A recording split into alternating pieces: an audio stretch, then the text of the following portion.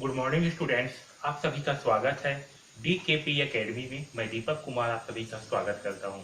आज के इस वीडियो में हम अध्याय 4 समांतर श्रेणी ये जो है पढ़ने वाले हैं। तो देखिए समांतर श्रेणी बोलने से आपके दिमाग में कुछ आ रहा होगा। देखिए समांतर तो पहले समझते हैं हम कि ये समांतर श्रेणी क्या होती है। तो देखिए समांतर बोलने से क्या समझ में आ रहा है।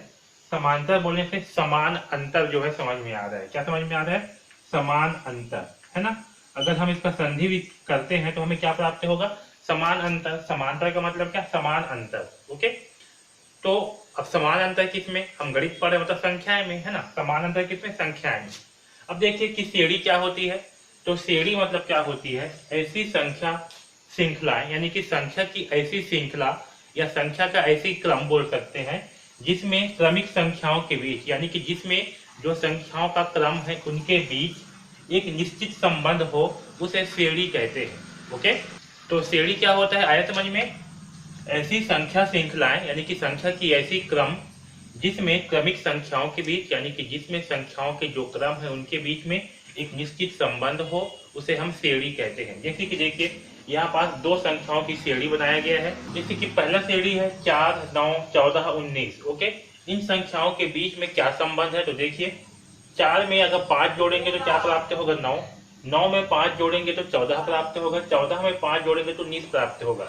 तो ये जो क्रमिक संख्याओं है इनके बीच में क्या संबंध है? इनके बीच में ये संबंध है कि पहली संख्या में अगर हम 5 जोड़ते हैं तो हमें दूसरी संख्या प्राप्त होगा।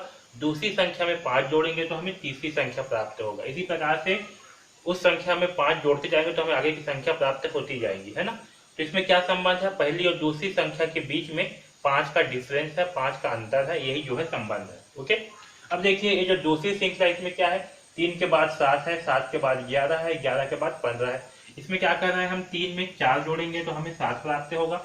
7 में 4 जोड़ेंगे तो 11, और 11 में 4 जोड़ेंगे तो 15 प्राप्त होगा। आया समझ में? तो इसमें भी क्या संबंध है? इसमें जो है संबंध है कि पहली संख्या में 4 जोड़ने से हमें दूसरी संख्या प्राप्त होगी, और दूसरी संख्या में 4 जोड़ेंगे तो हमें तीसरी संख्या प्राप्त होगी। इसी प्रकार से क्या होगी? हमें आगे की संख्याएं प्राप्त होती जाएंगे अगर हम जो है 4 जोड़ते जाएंगे तो। अब देखिए समांतर श्रेणी। तो समांतर यानी कि समान अंतर। तो देखिए ऐसे श्रेणी जिसमें पहली दूसरी संख्याओं के बीच में, दूसरी तीसरी संख्याओं के बीच में, ऐसे ही दो क्रमिक संख्याओं के बीच में अगर समान अंतर हो तो इस प्रकार की श्रेणी को हम क्या कहते हैं? समांतर श्रेणी कहते हैं।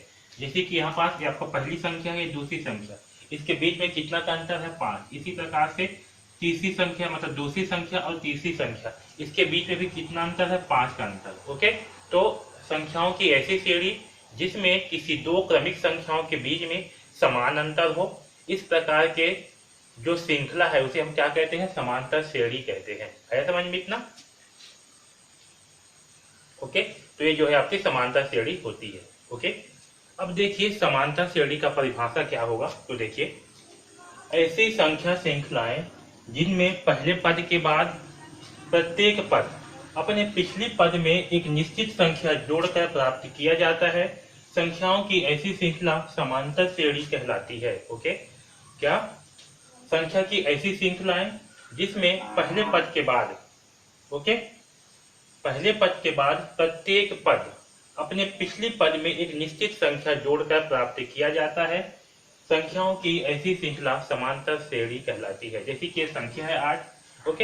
इस 8 में क्या कर रहे हैं हम? क्या जोड़ रहे हैं तो हमें 13 प्राप्त हो रहा है।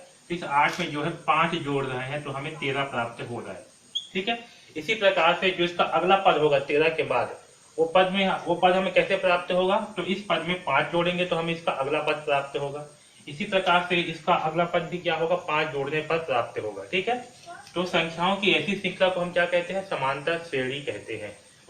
और देखिए और एक निश्चित संख्या समांतर श्रेणी का सर्वांतर कहलाती है, और वह निश्चित संख्या जिसे हम पहले पद में जोड़ रहे हैं तो हमें दूसरी पद प्राप्त हो रही है, तो उस निश्चित संख्या को क्या कहते हैं? सर्वांतर कहते हैं। जैसे कि ये 8 है, ठीक है। तो निश्चित पद क्या है जिसको हम इसमें जोड़ेंगे 8 में तो हमें 13 प्राप्त होगा। तो क्या है? 5 है। क्या है? 5 जोड़ेंगे तो हमें क्या प्राप्त होगा? 13। इसी प्रकार से 13 में हम क्या जोड़ेंगे कि हमें 18 प्राप्त होगा, तो 13 में 5 जोड़ेंगे। इसी प्रकार से 18 में क्या जोड़ेंगे तो हमें 23 प्राप्त होगा, तो 18 में 5 जोड़ेंगे। तो निश्चित पद और निश्चित संख्या क्या है जिसे हम जोड़ रहे हैं? वो है 5। तो ये 5 जो है आपका क्या कहलाता है, 5 जो है सार्वांतर कहलाता है। क्या कहलाता है, सार्वांतर कहलाता है। ओके, सार्वांतर मतलब क्या, सर्व यानी कि सभी, अंतर यानी कि अंतर, है ना, तो सभी में अंतर। ओके, सार्वांतर, तो सभी में अंतर कितने का है, 5 का है, जो क्या कहते हैं, सार्वांतर कहते हैं। ओके, तो देखिए यहाँ पर जो श्रेणी है, इसका पहला पद क्या है, ये 8 है। ओके, दूसरा पद क्या है, 13 है, और तीसरा पद क्या है, 18 है। ये जो पहला पद है और दूसरा पद है, इन दोनों के बीच में कितना का अंतर है, इन दोनों के बीच में 5 का अंतर है। उसी प्रकार से दूसरा पद और तीसरा पद के बीच में कितना का अंतर है, इसमें भी 5 का अंतर है। तो ये जो 5 का अंतर है, ठीक है, इन पदों के बीच में, इसे हम क्या कहेंगे, इसे जो है हम सार्वांतर कहेंगे। ठीक है, इसे हम क्या कहेंगे, इसे जो है हम सार्वांतर कहेंगे। तो इसमें सार्वांतर क्या होगा, इस समांतर श्रेणी में, इस समांतर श्रेणी का सार्वांतर होगा 5। ओके, इतना चीजें जो है समझ में आया। ओके।